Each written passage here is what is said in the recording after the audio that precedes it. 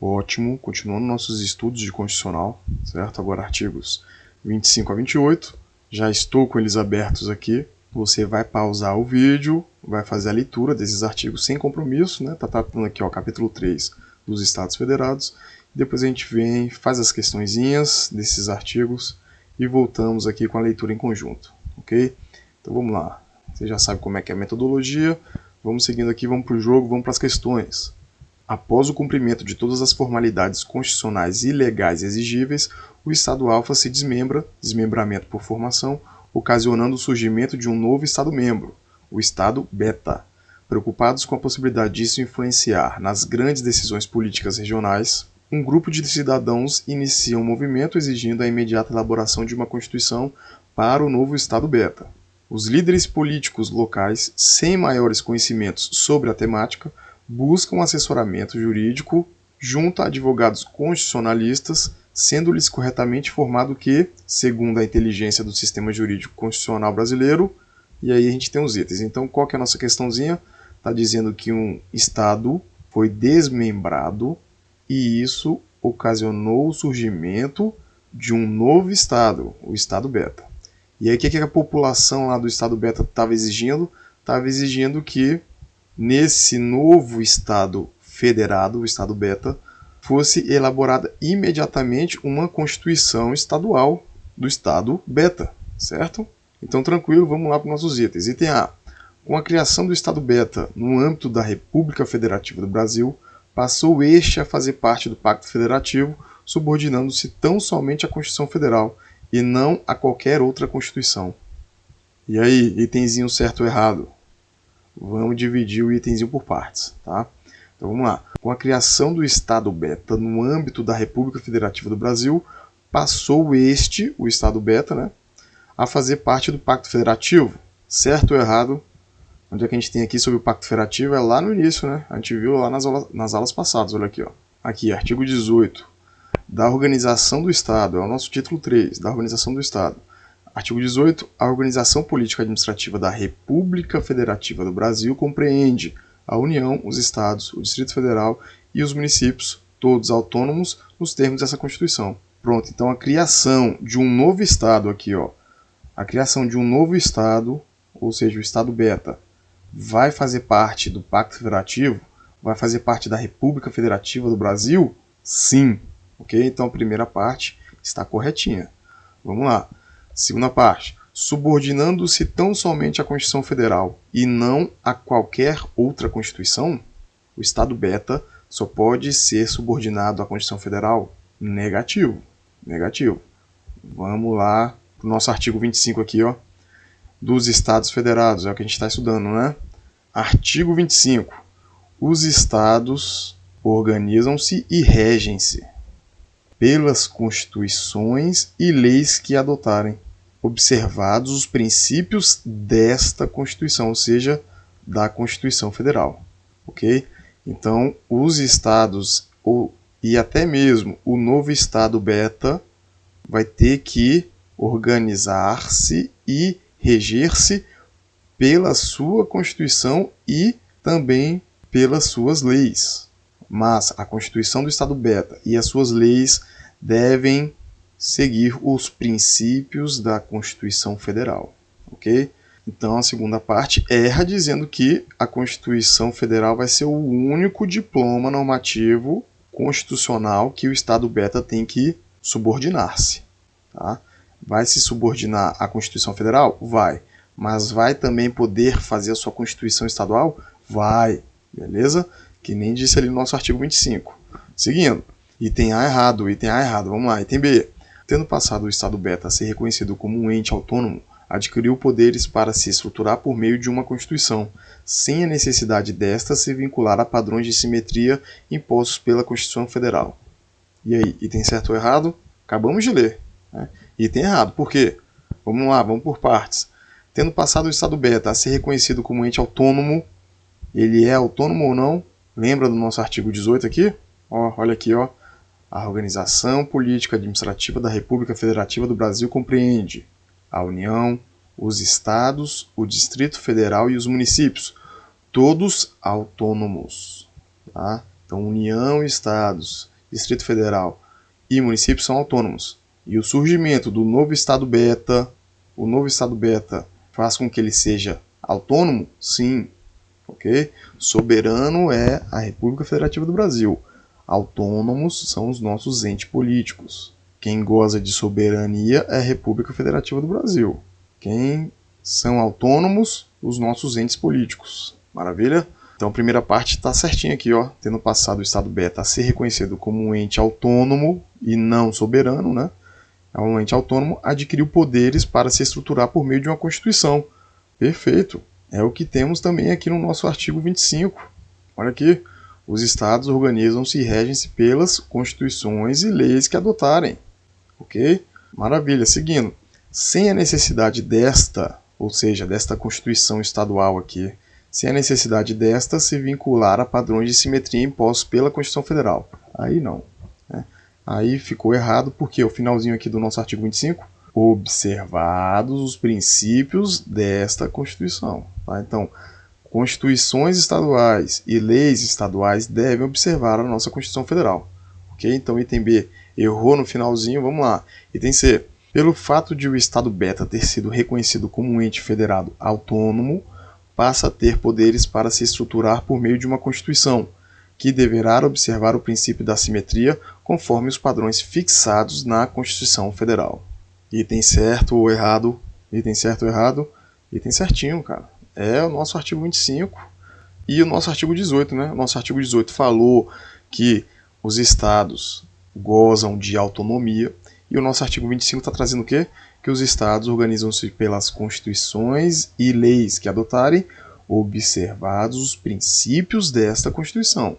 Tá? Então tem que haver simetria com a Constituição. Não pode fugir dos princípios estabelecidos na Constituição Federal. Maravilha?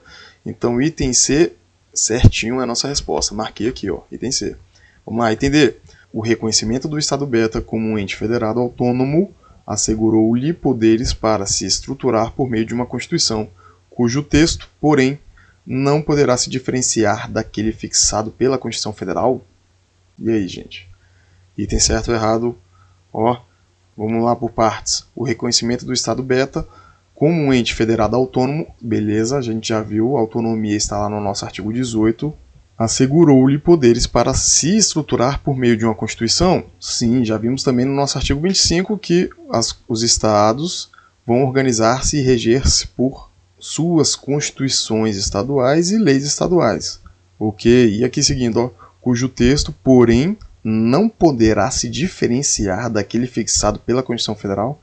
Está dizendo que as constituições estaduais devem ser exatamente iguais à Constituição Federal? Negativo. Está dizendo isso não. Tá? Aí forçou a barra. Né? As constituições estaduais não devem ser exatamente iguais à Constituição Federal, não. As constituições estaduais devem respeitar, ó, observar os princípios dessa Constituição. Agora não tem que ser Ctrl+C, Ctrl+V, não. Tá ok? Isso que deixou errado o nosso item D. Maravilha, então item C é a nossa resposta. Vamos lá, seguindo nossa próxima questão. Questão 557 agora. O Estado alfa, com o objetivo de articular a prestação do serviço de saneamento básico entre municípios limítrofes, instituiu uma região metropolitana de modo a promover a organização, o planejamento e a execução de tais atividades de interesse comum. Qual que é a nossa historinha? Nós temos municípios limítrofes dentro do Estado alfa. E qual foi a iniciativa do Estado alfa? Foi instituir uma região metropolitana para quê? Para melhorar a prestação do serviço de saneamento básico para esses municípios limítrofes. Ok?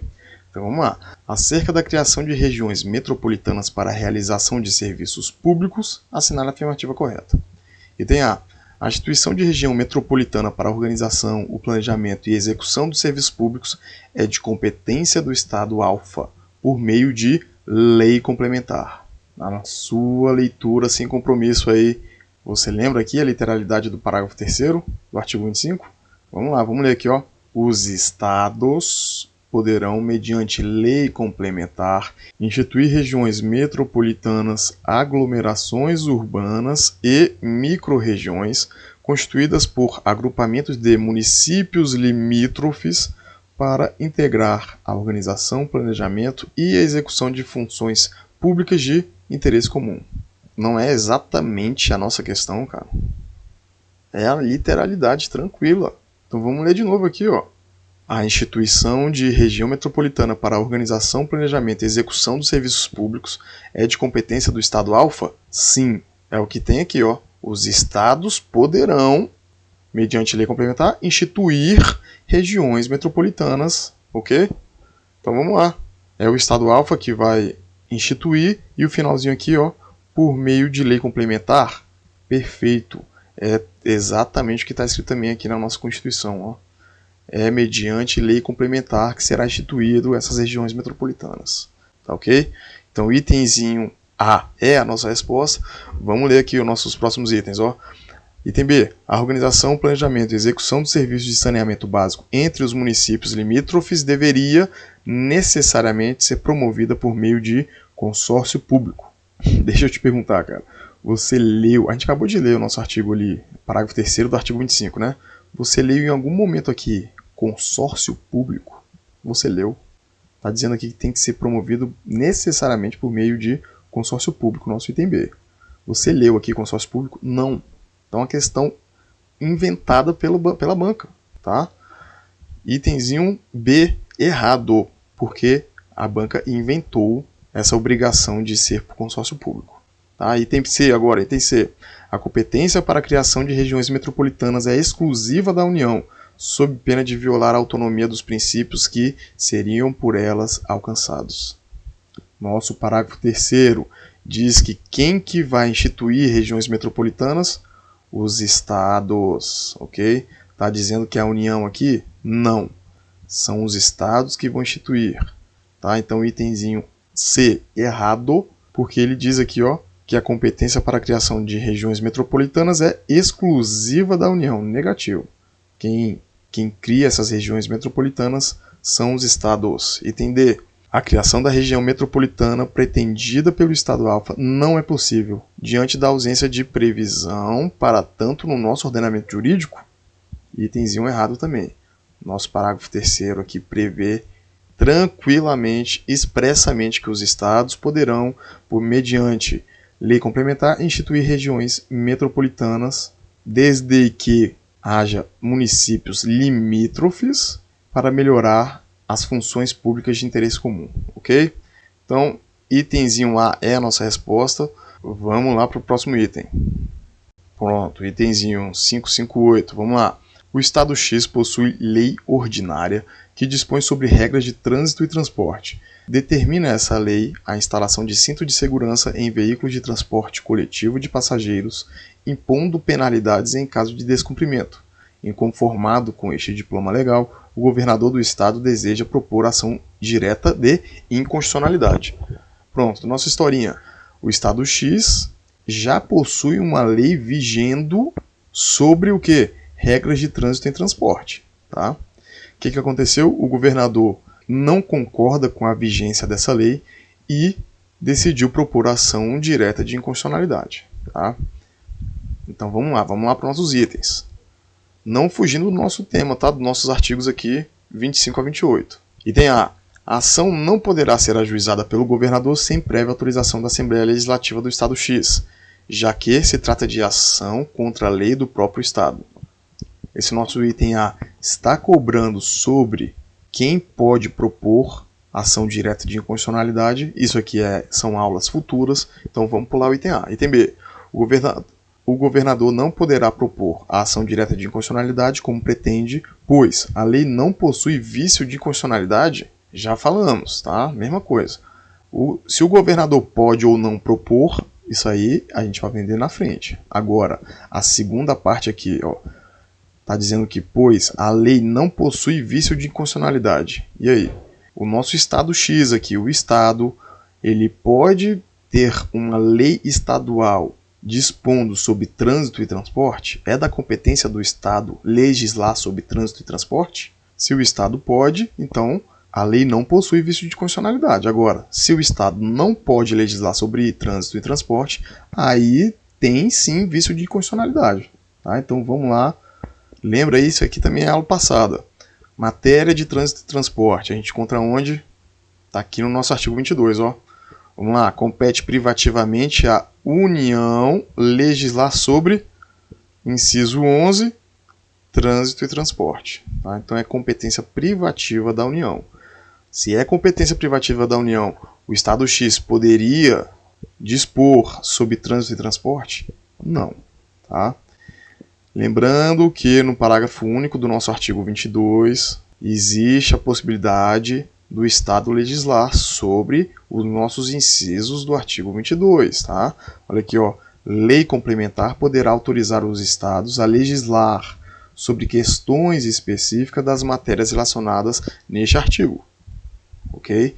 Mas isso aqui a gente vai levar para a nossa questão? Não, porque em nenhum momento disse que ocorreu uma lei complementar permitindo que os estados legislassem sobre questões específicas de trânsito e transporte. Ok?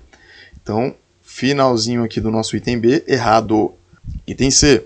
A lei é inconstitucional, pois viola a competência privativa da União para legislar sobre trânsito. Opa, a gente acabou de ler, né? É exatamente o que a gente leu aqui. Ok? Artigo 22, aqui, ó, compete privativamente à União legislar sobre, inciso 11, trânsito e transporte. Maravilha? Então, itemzinho C, correto, tá? Dizendo que a lei é inconstitucional. A lei estadual é inconstitucional, pois viola a competência privativa da União para legislar sobre trânsito. Maravilha? Item D.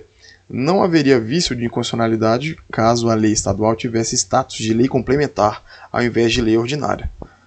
O itemzinho D está tentando confundir por quê? É caso de competência legislativa ou de tipo normativo? Né? Não interessa aqui se é lei complementar ou se é lei ordinária. Tá? O nosso caso aqui é de competência legislativa. Por quê?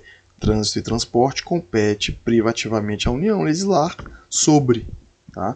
Não diz se é por meio de lei complementar ou de lei ordinária. Então, nesse caso aqui, saber quais matérias devem ser dispostas por lei ordinária e quais podem ser dispostas por lei complementar, isso aí a gente vai aprender lá na frente, ok? Mesmo assim, dá para resolver a questão? Dá, tranquilamente, porque trânsito e transporte é matéria privativa da União. Tranquilo? Maravilha, vamos lá, seguindo nossa próxima questão. Já vamos tratar aqui sobre municípios, que é a aula que vem. Então vamos lá para a nossa leitura final dos nossos artigos. Maravilha, então vamos descer aqui no nosso capítulo 3, né, dos Estados Federados. Vamos fazer a nossa leitura final. Tá? Lembrando, qual título estamos estudando aqui? Vamos subir lá para ver, aqui, ó. Aqui estamos vendo o título 3, que é da organização do Estado. Certo? Então, dentro do título 3, estudamos já o capítulo 1, que é da organização política administrativa. Vimos o capítulo 2, que é da União. E agora estamos vendo o capítulo 3, que é dos Estados Federados. Maravilha? Então vamos lá. Artigo 25. Os Estados organizam-se e regem-se pelas constituições e leis que adotarem observados os princípios dessa Constituição. Muito bem. Então, além de existir a Constituição Federal, também existirão as constituições estaduais e também leis estaduais, ok? Os estados eles podem criar suas constituições e suas leis, desde que sejam respeitados os princípios da Constituição Federal. Maravilha? Seguindo, parágrafo 1º. São reservados aos estados as competências que não lhes sejam vedadas por essa Constituição. Ótimo. Então vamos falar aqui de competências. Na aula passada a gente já falou sobre algumas competências que os estados possuíam juntamente com a União, né? Você lembra? Na aula passada a gente viu a competência comum entre União, Estados, Distrito Federal e municípios. Vimos também a competência concorrente entre União, Estados e Distrito Federal. E agora a gente está vendo o quê? A competência residual, ok? E por que esse nome de competência residual? Porque o parágrafo 1º diz que fica reservado aos estados as competências que não lhes sejam vedadas por essa Constituição. Então, o que não for competência específica da União, competência específica dos municípios, residualmente será a competência dos estados. Entendido? Então vamos lá, seguindo, tranquilo, hein? Parágrafo 2º. Cabe aos Estados explorar diretamente ou mediante concessão os serviços locais de gás canalizado na forma da lei, vedada a edição de medida provisória para sua regulamentação. Aqui a gente já destaca o quê? Que só tem escrito concessão. Está escrito aqui autorização? Não. Não está escrito autorização. Está escrito aqui permissão? Não. Não está escrito permissão, só tem escrito concessão. Tá? Então, os serviços locais de gás canalizado será explorado diretamente ou indiretamente. E se for indiretamente, vai ser só por concessão, ok? Lembrando que a exploração desses serviços locais de gás canalizado não pode ser regulamentada por medida provisória, tá? Não pode ser regulamentada por medida provisória. Seguindo, parágrafo 3º aqui. Os Estados poderão, mediante lei complementar, instituir regiões metropolitanas, aglomerações urbanas e microrregiões constituídas por agrupamentos de municípios limítrofes para integrar a organização, o planejamento e a execução de funções públicas de interesse comum. Bem tranquilo essa literalidade, a gente viu nas questões, né? E o que temos a destacar aqui é justamente o que eu já sublinhei, tá? Então, quem que vai instituir regiões metropolitanas, aglomerações urbanas e microrregiões? Os estados, não é a município, não é a União. Por meio de que lei? Somente por meio de lei complementar, que vai poder instituir essas regiões metropolitanas, aglomerações urbanas e microrregiões. E os municípios? Pode ser qualquer município dentro daquele estado? Não. Os municípios devem ser limítrofes, ok? E o melhoramento dessas funções públicas deve ser de interesse comum entre esses municípios. Maravilha? E vou fazer aqui ainda, ó, município A, município B, município C, município D, dentro do estado aqui, ó. Pronto. Instituir regiões metropolitanas, aglomerações urbanas e microrregiões. Somente entre esses três aqui, se quiser. Pode fazer aqui entre esses 4? Não. Porque esse outro município aqui não é limítrofe com os outros 3, ok? Vou até apagar aqui. Pronto. Certinho? Vamos lá, seguindo. Artigo 26. Ficou até um desenho feio aqui, vai. Artigo 26. Incluem-se entre os bens dos estados. Ótimo. Já vimos aqui então a característica de competências residuais dos estados. Vimos também a competência administrativa sobre serviços locais de gás canalizado. E agora estamos vendo aqui sobre os bens dos estados. Tá? Então vamos lá, inciso 1º. Bens dos estados. As águas superficiais ou subterrâneas, fluentes, emergentes e em depósitos, ressalvadas neste caso, ou seja, no caso de depósito, na forma da lei, as decorrentes de obras da União. Você lembra aqui na aula anterior sobre os bens da União que tinha a menção da água? Vamos voltar aqui, ó. Pronto, aqui, ó. Artigo 20. Bens da União. Inciso 3 aqui, ó.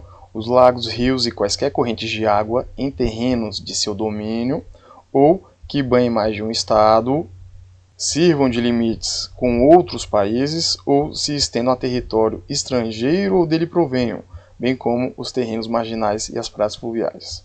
E agora eu te pergunto, quando vai ser bem da União também a água? Quando estiver em depósitos resultantes de obras da União, ok? Maravilha? Então vamos descer aqui, vamos para a nossa literalidade, continuando aqui, hein? Continuando aqui, lembrando, é somente água superficial? Não, a subterrânea também, fluentes, emergentes e em depósitos, ok? Ressalvado aí esse caso aqui de depósitos decorrentes de obras da União. Maravilha, seguindo, inciso 2. As áreas nas ilhas oceânicas e costeiras que estiverem no seu domínio, excluídas aquelas sob domínio da União, municípios ou de terceiros. Então vamos lá. Lembra que lá na aula passada também a gente viu sobre ilhas oceânicas e costeiras como bens da União? Vamos lá, vamos subir. Aqui, artigo 20. São bens da União. Inciso 4 aqui, ó. As ilhas fluviais e lacustres nas zonas limítrofes com outros países.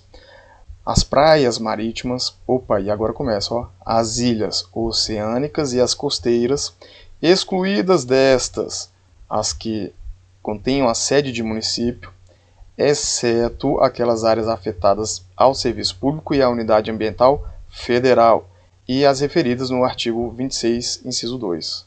Tá? Então, quando a ilha oceânica e costeira vai ser da União, quando não for sede de município, e mesmo sendo sede de município, poderá ser bem da União? Sim. Quando?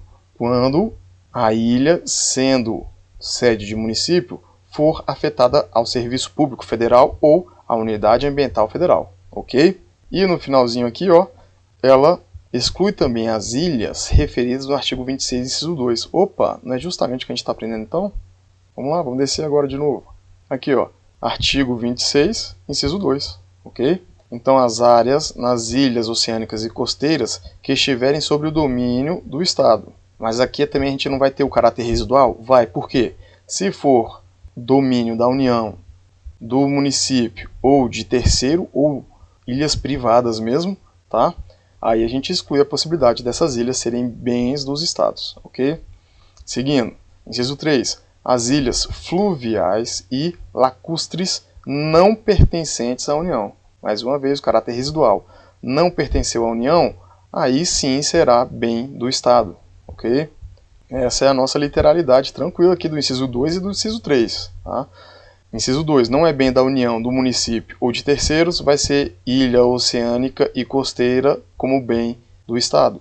E quando for ilhas fluviais e lacustres? Opa, nesse caso, se não for pertencente somente à União, aí sim essas ilhas fluviais e lacustres serão bens dos Estados. Tá? Essa é a nossa literalidade, vamos seguindo. Inciso 4. As terras devolutas não compreendidas entre as da União.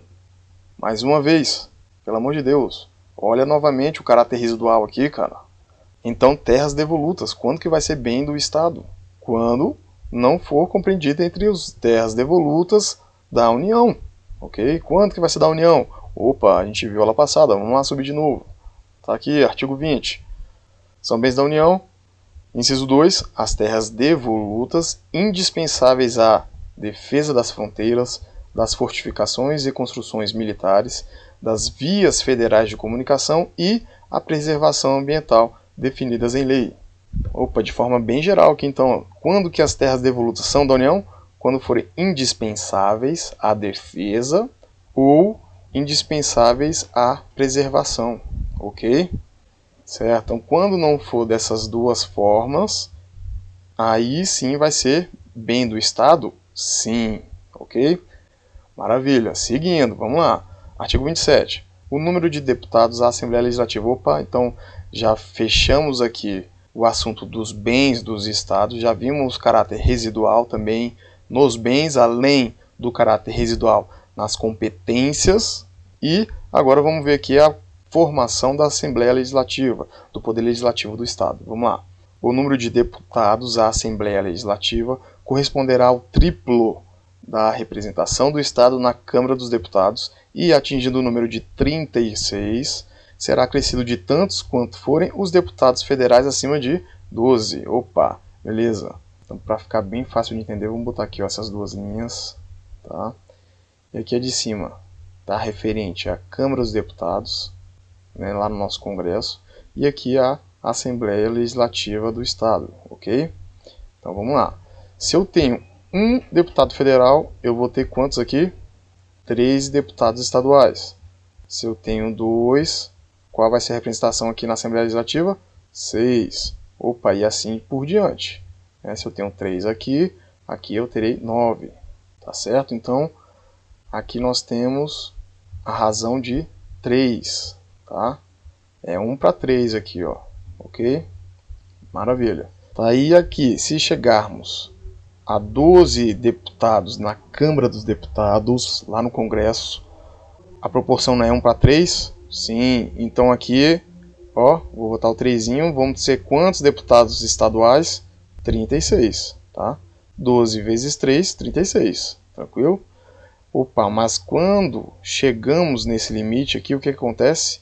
Ó, vamos ler aqui de novo. Atingindo o número de 36 deputados estaduais, não foi aqui que a gente conseguiu aqui, ó, 36. Será acrescido de tantos quantos forem os deputados federais acima de 12. Opa, é acima de 12 aqui, então, ó, se nós temos 13 aqui, nós teremos os 36 e a gente acrescenta 3 ou só um deputado estadual? Opa, a gente vai acrescentar só um, tá? Então aqui a gente passa a ter a proporção de 1 para 1. Tá? E se for aqui 14, nós vamos acrescentar quantos? Vamos acrescentar 3 ou 1 deputado estadual? Vamos acrescentar somente 1, tá? Então aqui 38. Maravilha? Então é esse o entendimento aqui do nosso artigo 27, ok? Seguindo, vamos lá. Será de 4 anos o mandato dos deputados estaduais, aplicando-se-lhes as regras desta Constituição sobre sistema eleitoral, inviolabilidade, imunidades, remuneração, perda de mandato, licença, impedimentos e incorporação às Forças Armadas. Maravilha.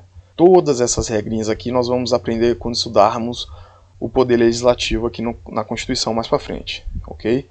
E o que a gente tem então? Que essas regrinhas tanto se aplicam lá no Congresso Nacional, os deputados lá no Congresso Nacional, como também nos deputados estaduais aqui das Assembleias Legislativas Estaduais, ok? E do mesmo jeito que o deputado federal tem 4 anos de mandato, aqui também, ó, 4 anos de mandato para os deputados estaduais. Maravilha?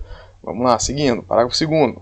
O subsídio dos deputados estaduais, ou seja, o salário, a remuneração deles, ok? O dinheiro ali que eles vão receber no final do mês, ó, o subsídio dos deputados estaduais será fixado por lei de iniciativa da Assembleia Legislativa, na razão de, no máximo, 75% daquele estabelecido em espécie para os deputados federais, observado o que dispõe os artigos 39, parágrafo 4º, 57, parágrafo 7º, 150, inciso 2, 153, inciso e 153, parágrafo 2º, inciso 1º. Tá? Então vamos lá. Primeira pergunta. Deputado estadual. O subsídio do deputado estadual é igual a do deputado federal? Não. Não. Não, não. Então a gente tem que escrever como aqui, ó. O subsídio do deputado estadual tem que ser no máximo 75%, né? Então, ó, tem que ser menor ou igual a 75% do subsídio dos deputados federais, ok? Ah, então tem essa faixa aqui, ó, de 0 a 75% do deputado federal. E quem que inicia o projeto de lei propondo o percentual correto, que pode ser no máximo 75% do salário do deputado federal? Opa, é a própria Assembleia Legislativa, tá? Então a própria Assembleia Legislativa vai iniciar o projeto de lei escolhendo 10%, 30%, 40%, e no máximo tem que ser quanto? 75%, ok? Maravilha. Agora eu te pergunto, se uma lei estadual estiver estabelecendo que deputados estaduais ganhem 80% do subsídio dos deputados federais, essa lei é constitucional? Não, inconstitucional. E se for uma lei estabelecendo que os deputados estaduais ganhem igual o valor dos deputados federais? Inconstitucional também, ok? Ótimo. E o que a gente vai fazer aqui agora? Nós iremos colocar cada artigo desse aqui, cada dispositivo desse aqui, para a gente ler em conjunto, ok? Vamos lá, um por um. Aí, colhei o artigo 39, parágrafo 4º. Vamos no 57 agora. Pronto, copiei e colei todos esses dispositivos. Vamos ler um por um agora. Vamos lá, aqui, ó. Vou aumentar a tela. Artigo 39. A União, os Estados, o Distrito Federal e os municípios instituirão, no âmbito de sua competência, regime jurídico único e plano de carreira para os servidores da administração pública direta, das autarquias e das fundações públicas. Parágrafo 4º. O membro de poder, o detentor de mandato eletivo, que são os nossos deputados estaduais aqui, ok? Os ministros de Estado e os secretários estaduais e municipais serão remunerados exclusivamente por subsídio fixado em parcela única, vedado o acréscimo de qualquer gratificação adicional, abono, prêmio, verba de representação ou outra espécie remuneratória, obedecidos, em qualquer caso, o disposto no artigo 37, inciso 10 e 11. Ok, esse é o nosso parágrafo 4º. Artigo 57 agora. O Congresso Nacional reunir-se-á anualmente na capital federal de 2 de fevereiro a 17 de julho e de 1º de agosto a 22 de dezembro. Parágrafo 7º. Na sessão legislativa extraordinária, o Congresso Nacional somente deliberará sobre a matéria para a qual foi convocado, ressalvada a hipótese do parágrafo 8º deste artigo, vedado o pagamento de parcela indenizatória em razão de convocação. Ótimo, então, do mesmo jeito que veda para os deputados federais parcela indenizatória em razão de convocação extraordinária, para os deputados estaduais também é vedada essa parcela remuneratória com esse caráter de indenização, ok?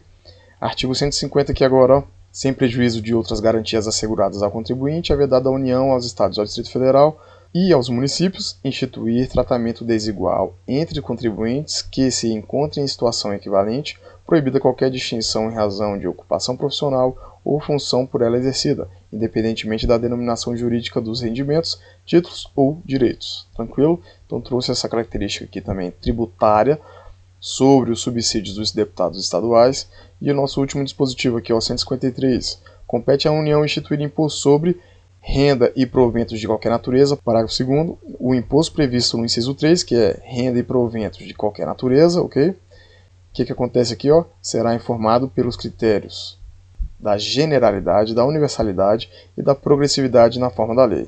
Tá certo? Então, mais um caráter tributário aqui, referente ao nosso subsídio dos deputados estaduais. Maravilha? Seguindo nossa leitura, vamos lá. Está acabando. Parágrafo 3º. Compete à Assembleia Legislativa dispor sobre seu regimento interno, polícia e serviços administrativos de sua secretaria e prover os respectivos cargos. Ótimo. Então, o nosso parágrafo 3º trouxe essas competências da Assembleia Legislativa, tá? Então, é ela que vai dispor do seu regimento interno, a sua polícia, que é a Polícia Legislativa, os serviços administrativos de sua secretaria e também quem que vai prover os respectivos cargos ali, a própria Assembleia Legislativa. Ok? Parágrafo 4º, vamos lá. A lei disporá sobre a iniciativa popular no processo legislativo estadual. Muito bem. O que quer dizer esse nosso parágrafo 4º? Quem que pode iniciar o projeto de uma lei? Quem que pode iniciar aqui, ó, o projeto de uma lei? O governador pode iniciar. Os deputados estaduais também podem iniciar um projeto de lei. E o povo, a população ali, também pode iniciar um projeto de lei? Sim, desde que, nesse último caso aqui de iniciativa popular, haja uma lei, ok? Tem que haver uma lei dispondo sobre a iniciativa popular em cada estado para que o processo legislativo possa ser iniciado pela população de determinado estado, ok? Precisa da lei, tá? Maravilha. Só destacar aqui, ó, lei disporá sobre a iniciativa popular no processo legislativo estadual, tá certo? Maravilha, vamos lá, seguindo. Artigo 28. A eleição do governador e do vice-governador de estado para mandato de 4 anos realizar-se-á no primeiro domingo de outubro, em primeiro turno, e no último domingo de outubro, em segundo turno, se houver, do ano anterior ao término do mandato de seus antecessores. E a posse ocorrerá em 1º de janeiro do ano subsequente, observado quanto ao mais o disposto no artigo 77. Mais uma vez, vamos lá atrás do artigo 77. Aqui, ó, vamos copiar e vamos colar lá. Pronto, está aqui nosso artigo 77. Certo? Então, voltando aqui na nossa leitura do artigo 28. Já vimos sobre o poder legislativo, agora estamos entrando aqui no poder executivo do Estado, tá? Então, a eleição de governador e de vice-governador tem mandato de quantos anos? 4 anos. Será realizada quando? 1º domingo de outubro. E se caso ocorrer o segundo turno, o que vai acontecer? O segundo turno vai ser no último domingo de outubro. E essa eleição vai ocorrer antes ou depois do término do mandato do presidente que tiver ali atual? Vai ser no ano anterior, aqui, ó, ano anterior do término do mandato de seus antecessores, ok? A eleição é no ano anterior. Agora, a posse vai ocorrer quando? Ocorrerá em 1º de janeiro do ano subsequente, ok? Então, terminou o mandato do governador atual. Quando que vai assumir o novo governador? Em 1º de janeiro. E agora vamos ler aqui o que dispõe aqui o artigo 77. Vamos lá. Vamos ler. A eleição do presidente e do vice-presidente da República realizar-se-á simultaneamente no primeiro domingo de outubro, em primeiro turno, e no último domingo de outubro, em segundo turno, se houver, ok? E seguindo aqui, ó, do ano anterior do término do mandato presidencial vigente. Tranquilo? Mesma disposição aqui, né? Primeiro turno é primeiro domingo de outubro. Segundo turno, se houver, é no último domingo de outubro. Parágrafo 1º. A eleição do presidente da República importará do vice-presidente com ele registrado. Ótimo, então a eleição do governador também importará a do vice, tá? Seguindo. Parágrafo 2º. Será considerado eleito presidente o candidato que, registrado por partido político, obtiver a maioria absoluta de votos, não computados os em branco e os nulos. Muito bem, então o governador também deve estar registrado? Sim, o governador tem que estar registrado num partido político para ser eleito. E, além disso, o que tem que acontecer? Obter a maioria absoluta de votos, não computados os em branco e os nulos. Tá bom? Então é maioria simples? Não, maioria absoluta. Parágrafo 3º. Se nenhum candidato alcançar a maioria absoluta na primeira votação, far-se-á nova eleição em até 20 dias após a proclamação do resultado, concorrendo os 2 candidatos mais votados e considerando-se eleito aquele que obtiver a maioria dos votos válidos. Mais uma vez, para o governador vai acontecer a mesma coisa? Sim. Então, se nenhum candidato a governador alcançar na primeira votação a maioria absoluta dos votos, o que vai acontecer? Nova eleição em até 20 dias após a proclamação do resultado. Ok? É essa a nossa literalidade. Seguindo. E quem que vai concorrer na segunda eleição, no segundo turno? Os 2 candidatos mais bem votados. Pronto. E agora nessa nova segunda eleição, quem que vai ser eleito? O candidato que obteve a maioria dos votos válidos. Maravilha? Mesma situação para o presidente da República, mesma situação para o governador. Parágrafo 4º, vamos lá. Se antes de realizado o segundo turno ocorrer morte, desistência ou impedimento legal de candidato, convocar-se-á, dentre os remanescentes, o de maior votação. Muito bem. Então, para governador é a mesma coisa? Sim. Se não for eleito um governador no primeiro turno, haverá o segundo turno? Sim. E antes de ocorrer o segundo turno, se houver morte, desistência ou impedimento legal de candidato a governador, o que vai acontecer? O candidato a vice-governador que vai concorrer a governador? Não. O que vai acontecer é o seguinte: o terceiro candidato a governador mais votado vai concorrer com o segundo candidato a governador no segundo turno, ok? Então o candidato a vice-governador perdeu a chance de ser eleito, tá bom? Seguindo, parágrafo 5º. Se na hipótese dos parágrafos anteriores remanescer em segundo lugar mais de um candidato com a mesma votação, qualificar-se-á o mais idoso. Então nessa hipótese absurda de o segundo e o terceiro candidato a governador possuírem o mesmo número de votos, o que acontece? Para desempatar, vai para segundo turno o que for mais idoso. Ok? Maravilha! Seguindo a nossa leitura aqui. Parágrafo 1º. Perderá o mandato o governador que assumir outro cargo ou função da administração pública direta ou indireta, ressalvada a posse em virtude de concurso público e observado o disposto no artigo 38, inciso 1, 4 e 5. Vamos lá no nosso artigo 38. Tá aqui, copiei e colei. É 1, 4 e 5, né? Então vamos tirar aqui o 2 e o 3. Pronto, então o que nosso artigo está dizendo? Que o governador ele pode assumir outro cargo? Não, em regra não. Tá? O governador não pode assumir outro cargo ou função aonde? Na administração pública, ok? Mesmo sendo administração pública direta ou indireta. Ele pode ser dono de uma empresa? Pode. Ele não pode assumir um cargo ou função na administração pública. Agora, existe alguma exceção? Existe. Quando? Quando for posse em virtude de concurso público. E nesse caso vai ter que ser observado o quê?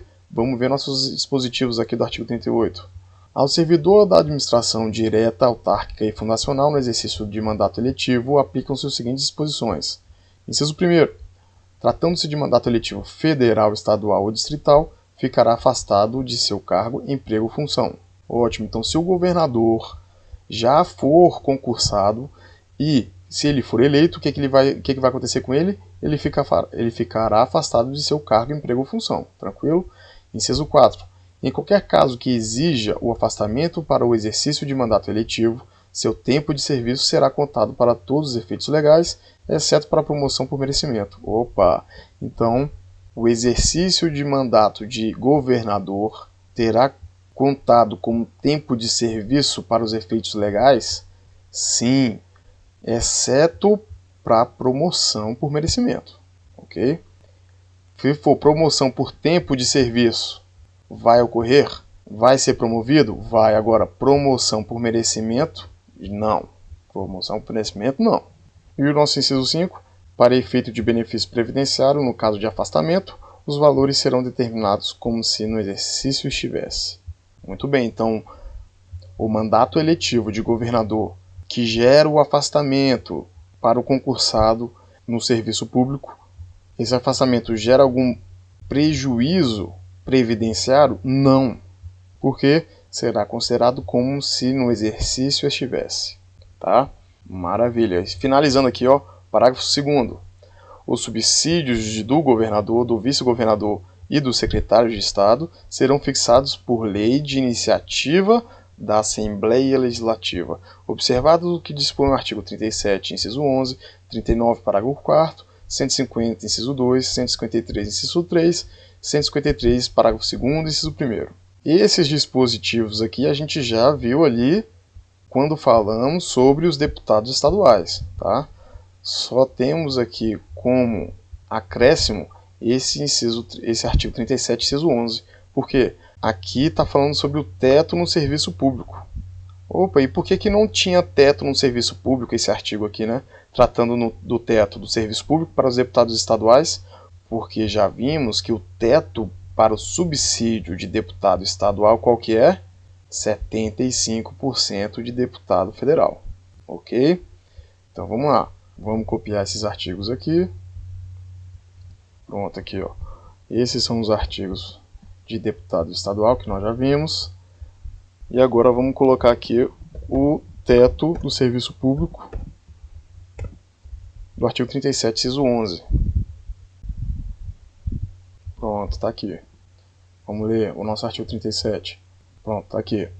A remuneração e o subsídio dos ocupantes de cargo, função e empregos públicos da administração direta, autárquica e fundacional, dos membros de qualquer poder da União, dos Estados, do Distrito Federal e dos municípios, dos detentores de mandato eletivo, dos demais agentes políticos e os proventos, pensões e outras espécies remuneratórias, percebidos cumulativamente ou não, incluídas vantagens pessoais ou de qualquer outra natureza, não podem exceder o subsídio mensal em espécie dos ministros do Supremo Tribunal Federal, aplicando-se como limite nos municípios o subsídio do prefeito e nos estados e no Distrito Federal o subsídio mensal do governador, no âmbito do Poder Executivo, os subsídios dos deputados estaduais e distritais no âmbito do Poder Legislativo e o subsídio dos desembargadores do Tribunal de Justiça, limitado a 90,25 do subsídio mensal em espécie dos ministros do STF.